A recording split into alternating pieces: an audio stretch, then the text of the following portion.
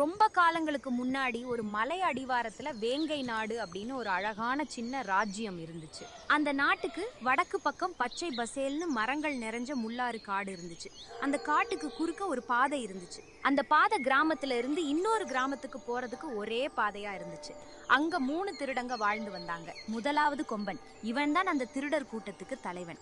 வயிறு முட்டை நல்லா சாப்பிட்டுட்டு உருண்டு திரியிறவன். கூடவே ரொம்ப பேராசை குணமும் இருக்கிறவன். 2வது திருடன் நெட்டன்.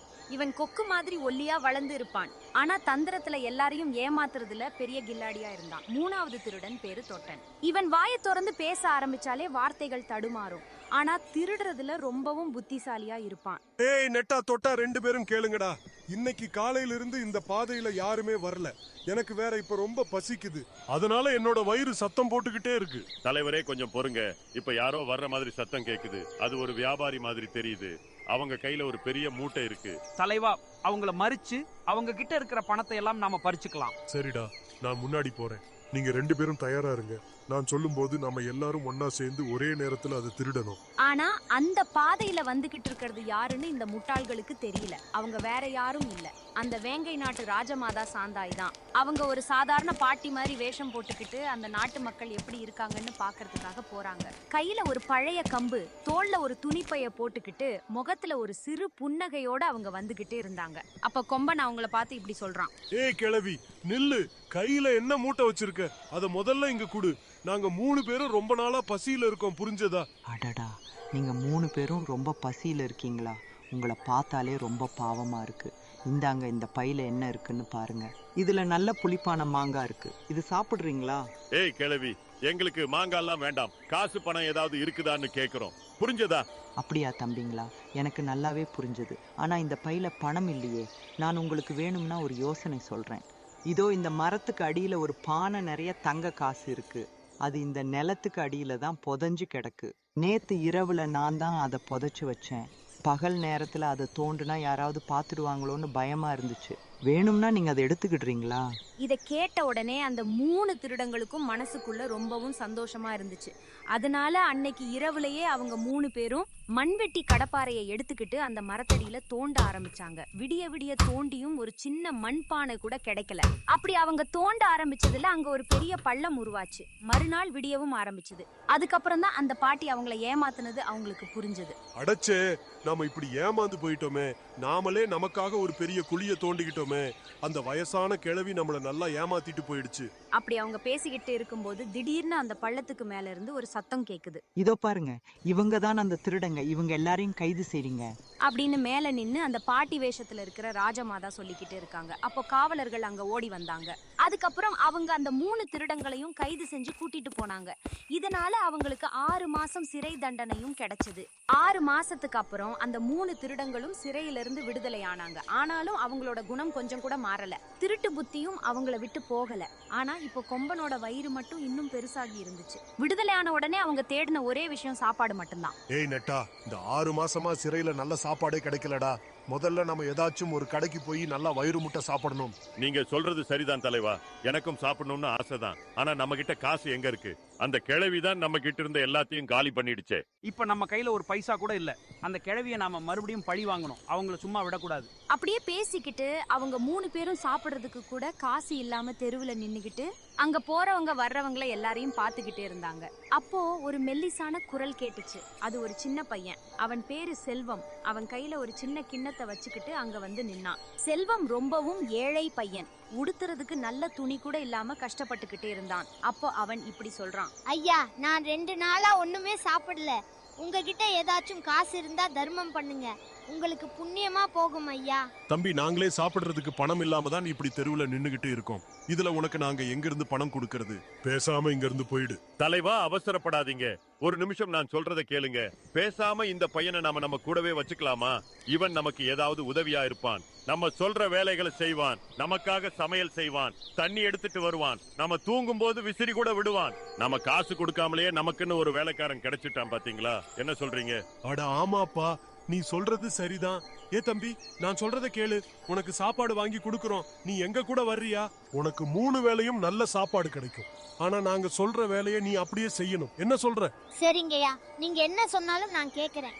ஆனா நான் தப்பான வேலை எதையும் செய்ய மாட்டேன் அப்படின்னு சொல்லிட்டு செல்வம் அவங்க கூட போனான். அந்த காட்டு பகுதியில இருந்த ஒரு பழைய குடிசையில அவங்க எல்லாரும் தங்கி இருந்தாங்க. செல்வம் அந்த திருடங்க சொல்ற எல்லா வேலையும் செஞ்சான். அவங்களுக்காக சமைச்சு போட்டான், வீட்டை சுத்தம் பண்ணுனான். செல்வத்துக்கு கொஞ்ச நாளிலேயே அவங்க 3 பேரும் நல்லவங்க இல்லைன்னு தெரிஞ்சு போச்சு. அவன் தப்பான ஆளுங்க கிட்ட மாட்டிக்கிட்டதை இப்பதான் உணர்றான். ஆனாலும் வேற வழி இல்லாம செல்வம் அவங்க கூடவே இருந்தான். ஒரு நாள் சாயங்கால நேரம் அந்த 3 திருடங்களும் காட்டு பாதையில யாராவது வருவாங்களான்னு திருடுறதுக்காக காத்துக்கிட்டு இருந்தாங்க. அப்போ அந்த வழியா ஒரு பணக்கார வீட்டம்மா மாதிரி ஒருத்தங்க வந்துகிட்டே இருந்தாங்க. அது வேற யாரும் இல்ல, ராஜமாதா சாந்தாய் தான். மறுபடியும் அவங்க ஒரு பணக்கார வேஷத்துல வந்துகிட்டு இருந்தாங்க. டேய் நெட்டா, அங்க பாத்தியா? யாரோ ஒரு பெரிய பணக்காரங்க வந்துகிட்டே இருக்காங்க. அவங்க கிட்ட இருக்கிற தங்க பொருட்களை எல்லாம் பார்த்தியா? இன்னைக்கு அவங்க கிட்ட இருக்கிற பொருட்களை திருடினாலே நாம எல்லாரும் ரொம்ப நாளைக்கு சந்தோஷமா இருக்கலாம். ஆமா தலைவா, நீங்க சொல்றது சரிதான். நான் ஒரு திட்டம் போடுறேன். தொட்டா நீ அந்த பக்கமா போய் நின்னுக்கோ, நான் இந்த பக்கம் நிக்கிறேன். தலைவா, நீங்க நேரா போய் அந்த அம்மாவை மிரட்டி பொருட்களை வாங்குறதுக்கு பாருங்க. ஆமா தலைவா, அவங்க கிட்ட இருக்கிற அந்த தங்க நகைகளை எல்லாம் வாங்குங்க. அதுக்கப்புறம் கொம்பன் ரொம்பவும் தைரியமா நெஞ்ச நிமித்திக்கிட்டு அந்த அம்மா முன்னாடி போய் நிக்கிறான். இதோ பாருமா, அப்படியே நில்லு. உன்கிட்ட இருக்கிற நகைகளை எல்லாத்தையும் என்கிட்ட கழட்டி கொடுத்துட்டு இங்க இருந்து போயிடு. நாங்க 3 பேர் இருக்கோம். நாங்க ரொம்பவும் மோசமான திருடங்க, பாத்துக்கோ. அதனால எதுவும் பேசாம எல்லாத்தையும் கொடுத்துட்டு போயிடு, இல்லன்னா உனக்கு தான் ஆபத்து வந்து சேரும். ஐயா, என்னை இப்படி மிரட்டுறீங்களே, எனக்கு ரொம்ப பயமா இருக்கு. ஆனா உங்க பின்னாடி ஒரு பெரிய புலி நின்னுகிட்டு இருக்கு, அதை நீங்க பாத்தீங்களா அப்படின்னு அவங்க சொல்றாங்க. இத கேட்ட உடனே அவங்க 3 பேரும் ரொம்பவே பயந்து போயிடுறாங்க. பின்னாடியே திரும்பி பார்க்காம ஒரே நேரத்துல அவங்க எல்லாரும் உசுர கையில புடிச்சுக்கிட்டு ஓடுறாங்க. கொஞ்ச தூரம் தள்ளி போய் மெதுவா பின்னாடி திரும்பி பாக்குறாங்க. ஆனா அங்க புலியும் இல்ல, பூனையும் இல்ல. அப்படியே அந்த அம்மா நின்னுகிட்டு இருந்த இடத்த பாக்குறாங்க. ஆனா இப்போ அவங்க அங்க இல்ல, அவங்க அங்க இருந்து தப்பிச்சு போயிட்டாங்க. இதனால அவங்க 3 பேருக்கும் ரொம்பவும் அவமானமா போச்சு. அடச்சே, என்னடா இது? மறுபடியும் நம்ம 3 பேரும் ஒரு பொண்ணு கிட்ட இப்படி ஏமாந்துட்டோமே, மானமே போயிருச்சு. தலைவா, உண்மையை சொல்லணும்னா அவங்க ஒரு சாதாரண ஆளே இல்ல. அவங்க நல்ல புத்திசாலி மாதிரி தெரியுது. நாமளே எவ்வளவு பெரிய திருடங்க, நம்மளையே இவ்வளவு சாதாரணமா ஏமாத்திட்டு போயிட்டாங்களே. மறுநாள் காலையில 3 திருடங்களும் மறுபடியும் அதே காட்டுப்பாதையில வந்து நின்னாங்க. இப்பவும் சாந்தாயி ஒரு பூ விக்கிற பாட்டி வேஷத்துல கையில ஒரு சின்ன பாத்திரத்தை துணியால சுத்தி எடுத்துக்கிட்டு வராங்க. அவங்களுக்கு இந்த திருடங்க இங்கதான் நிப்பாங்கன்னு ஏற்கனவே தெரிஞ்சிருந்துச்சு. தலைவா, அங்க பாருங்க, அவங்க கொண்டு வர பாத்திரத்துல ஏதோ விசேஷமான பொருள் இருக்குன்னு நினைக்கிறேன். இவங்களை பாக்குறதுக்கு நேத்து நம்மள ஏமாத்தின ஆள் மாதிரியே தெரியுது. ஆனா இந்த தடவை என்கிட்ட ஒரு நல்ல திட்டம் இருக்கு. சரி நெட்டா, அப்படின்னா அது என்ன திட்டம்னு முதல்ல சொல்லு. தலைவா, நான் அப்படியே மெதுவா போய் அவங்க கையில இருக்கிற அந்த பாத்திரத்தை மட்டும் புடுங்கிட்டு ஓடி வந்துடுறேன். நீங்களும் என் கூடவே ஓடி வந்துடுங்க. அவங்க வயசானவங்க தானே, நாம வேகமா ஓடுனா அவங்களால நம்மள துரத்தி பிடிக்க முடியாது அப்படின்னு சொல்லிட்டு அவங்க சொன்ன மாதிரியே நெட்டன் பதுங்கி போய் அந்த பாட்டி கையில இருந்த பாத்திரத்தை வேகமா பறிச்சுட்டு ஓடுறான். கூடவே மத்த திருடங்களும் வேகமா ஓடி போறாங்க. அதுக்கப்புறம் அவங்க 3 பேரும் மூச்சு வாங்க ஒரு மரத்தடியில போய் நின்னாங்க. அந்த பாத்திரத்தை பறிச்ச சந்தோஷத்துல சிரிச்சுக்கிட்டு அதை திறந்து பார்க்கறாங்க. நெட்டா, சீக்கிரமா திறந்து பாரு, உள்ள என்ன இருக்கு? தங்கமா இல்ல வெள்ளி காசு ஏதாவது இருக்கா? தலைவா, அப்படியெல்லாம் எதுவும் இருக்கிற மாதிரி தெரியல. இத பார்த்தா ரொம்ப நறுமணமா இருக்கு. ஏதோ பலகாரம் தான் உள்ள இருக்குன்னு நினைக்கிறேன். நான் இதை சாப்பிட்டு பாக்குறேன் அப்படின்னு சொல்லிட்டு அந்த பாத்திரத்துல இருந்த உணவை நெட்டன் கொஞ்சம் எடுத்து சாப்பிடுறான். அதுக்கப்புறம் அவன் இப்படி சொல்றான். ஐயோ, எரியுது, என் வாய் எரியுது. இது பலகாரம் இல்ல, இதுல மிளகாய் அரைச்சு வச்சிருந்திருக்காங்க. அந்த கிழவிதான் மறுபடியும் நம்மள பழி வாங்குறதுக்காக இப்படி செஞ்சிருக்கு. ஐயோ, என் வாய் வேற எரியுது. இப்ப நான் என்ன செய்வேன் அப்படின்னு நெட்டன் கத்துறத பார்த்து மத்த 2 திருடங்களும் சிரிச்சுக்கிட்டே இருக்காங்க. அப்ப தூரத்துல நின்னு சாந்தாயும் இவங்கள பார்த்து சிரிச்சுக்கிட்டே இருக்காங்க. அந்த பாத்திரத்துல காரமான மிளகாயை அரைச்சு வச்சு அந்த திருடங்களை மறுபடியும் அவங்க ஏமாத்திட்டாங்க. நெட்டன் எரிச்சல் தாங்க முடியாம தண்ணி எங்க இருக்குன்னு தேடி ஓடுறான். ஏய், அந்த பாட்டி சாதாரண ஆளே கிடையாது. அவங்க நம்மள பழி வாங்குறதுக்காக காத்துக்கிட்டு இருக்கிற மாதிரி தெரியுது. நம்ம அவங்கள சும்மா விடக்கூடாது. இப்படியே விட்டா அவங்க நம்மள என்ன வேணாலும் பண்ணுவாங்க. அதனால உருப்படியா ஒரு திட்டம் போட்டு அந்த கிழவிய கையும் களவுமா பிடிக்கணும். அன்னைக்கு இரவு எல்லாரும் தூங்க போறதுக்கு முன்னாடி செல்வம் மெதுவா கொம்பன் கிட்ட வர்றான். அவன் மனசுல ஒரு பெரிய பாரம் இருந்துச்சு. அப்போ கொம்பன் கிட்ட அவன் இப்படி சொல்றான். ஐயா, உங்ககிட்ட ஒரு விஷயம் சொல்லணும், தப்பா நினைச்சுக்காதீங்க. என்னடா தம்பி, என்ன விஷயம் சொல்லணும்? ஐயா, நீங்க இப்படி இந்த பாதையில போறவங்க வர்றவங்க எல்லார்கிட்டயும் இப்படி வழிப்பறி பண்றீங்களே, இது ரொம்ப தப்புங்கய்யா. நான் ஒரு அனாதை. எனக்குன்னு ஒரு குடும்பம் இருந்துச்சு. ஆனால் என்னோட அம்மா அப்பாவை இழந்துட்டு நான் ஒரு அனாதை ஆகிறதுக்கு காரணமே ஒரு திருடன் தான். அவன் எங்க கிட்ட இருந்த எல்லா பணத்தையும் சேமிப்பையும் ஒரு நாள் திருடிட்டு போயிட்டான். அந்த அதிர்ச்சியிலையும் வேதனையிலையும் எங்க அப்பா எங்களை விட்டு பிரிஞ்சிட்டாரு. அன்னையில இருந்து நான் தெருவுல நிக்கிறேன். ஒருத்தர் கஷ்டப்பட்டு சம்பாதிச்ச பொருளை திருடும் போது அவங்களுக்கு எவ்வளவு கஷ்டமா இருக்குங்கிறது எனக்கு தெரியும். அப்படின்னு செல்வம் அவங்க கிட்ட பேசிக்கிட்டே இருக்கான். அப்போ அவனுக்கு ரொம்பவும் வருத்தமா இருந்துச்சு. இத கேட்ட கொம்பனுக்கு மனசுக்குள்ள திடுக்குன்னு இருந்துச்சு. இது வரைக்கும் அவன் இந்த மாதிரி யோசிச்சதே இல்ல. நெட்டனும் தொட்டனும் எதுவுமே பேசாம தலைய குனிஞ்சு உட்கார்ந்திருக்காங்க. நாங்க ரொம்ப காலமா இந்த வேலையை செஞ்சு பழகிட்டோம் தம்பி. இப்ப போய் எங்களை திடீர்னு மாறணும்னு சொன்னா எங்களால எப்படி மாற முடியும்? சரி, அதெல்லாம் உனக்கு எதுக்கு? நீ போய் தூங்கு, நாளைக்கு பார்க்கலாம். மறுநாள் வழக்கம் போல சாந்தாயி அந்த பக்கமா வந்துகிட்டே இருந்தாங்க. இந்த தடவை ஒரு சாதாரண வயசானவர் மாதிரி கையில ஒரு தடிமனான கம்பும் வச்சுக்கிட்டு வந்தாங்க. அப்போ அவங்கள வழி மறிச்சு கொம்பன் இப்படி சொல்றான். ஏய் கிழவி, இந்த தடவை நீ எங்க கிட்ட இருந்து தப்பிக்கவே முடியாது. நாங்க 3 பேரும் உன்னை சும்மா விடுறதா இல்ல. ஓஹோ, அப்படின்னா நீங்க அவ்வளவு பெரிய வீரர்களா?